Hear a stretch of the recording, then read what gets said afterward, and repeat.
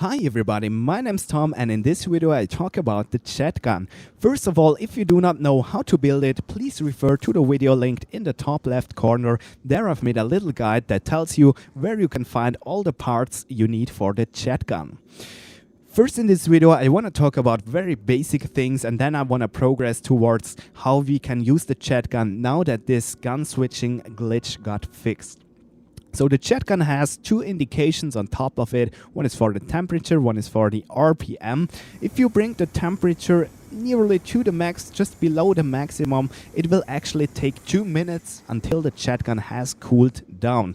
The Jet Gun will only cool down if you hold it. If you have it on your back, the temperature will not reset. So you have to hold the Jet Gun in your hands when you want to decrease the temperature. What you can do, you can easily hold it while you progress from one round to another, so there is always this little break between rounds, or after you've picked up a nuke, you can hold the Jet Gun because in that specific moment you are safe.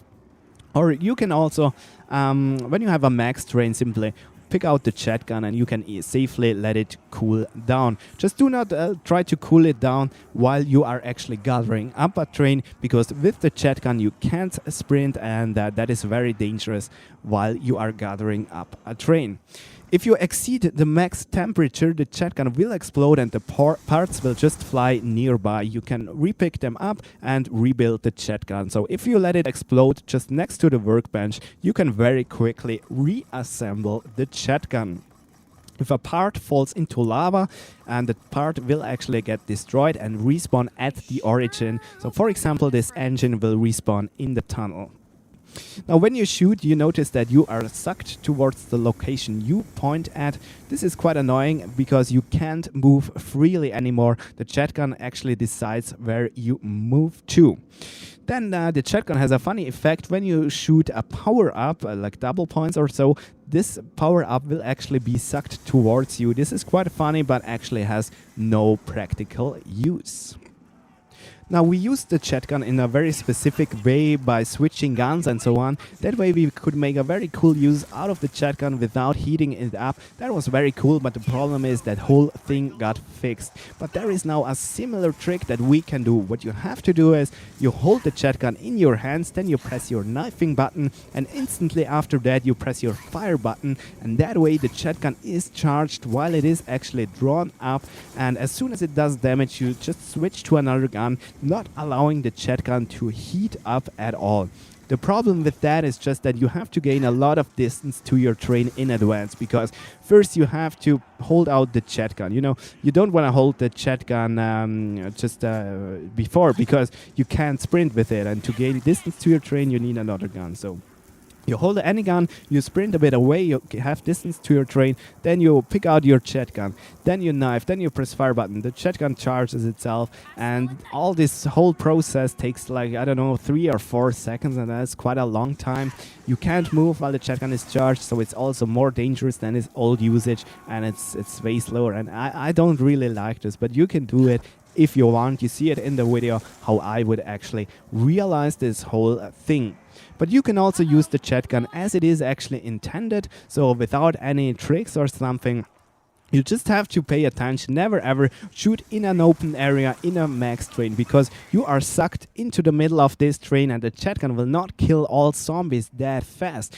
And what happens is you are surrounded by zombies and they will simply kill you, as you can see here. So we have to make a careful use with the Jet Gun if we want to use it the legit way or the legal or normal way.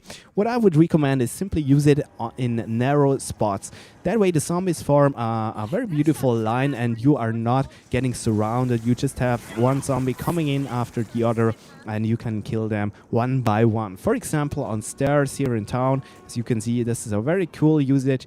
You just can't kill the full train at once, because at some point the zombies will actually reach you, they will do damage, and then you simply abort and take a safe exit, reorganize your train and repeat the whole process. Another point where you can do that is, for example, in the tunnel on that little platform where the M16 is. That is also a narrow spot where the zombies form a very beautiful line. And yeah, it's very cool to make that use. Another cool usage of the shotgun is when you make the most zombies to crawlers and then simply use the shotgun for those crawlers.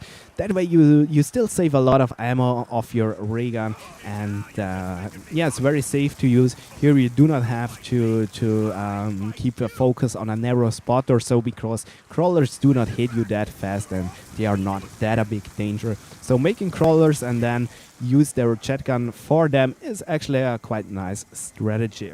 The problem with all of these is just that after 2 bursts approximately, the shotgun will be fully heated up, and then you have to wait those 2 minutes.